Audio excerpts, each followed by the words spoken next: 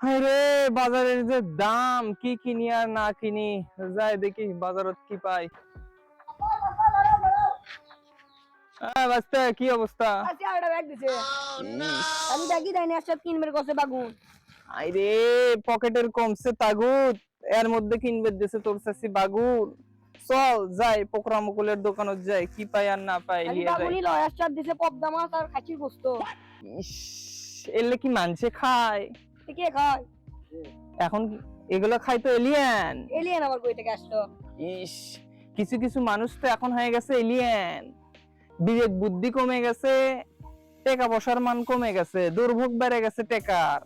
এখন তো মানুষ সস্তা, তরি তরকারির দাম 100 টাকা, কৃষক পায় 40 টাকা, আর দালাল খায় 60 টাকা। এই হলো 100 টাকা। চলো যাই, কি পাই আর না পাই। চাচা না মাছ গোস্ত লেবা না? আরে পাগলা, কয়দিন পরেই কুরবানি, গোস্ত তখনই খাসনি। কি দাসে যখনই খালি গোস্ত খাই তখনই। ভাস্তে চলো যাই শেষ বেলায় মাছ হাটিতে, আসামিটাই পুটি সাটিতে।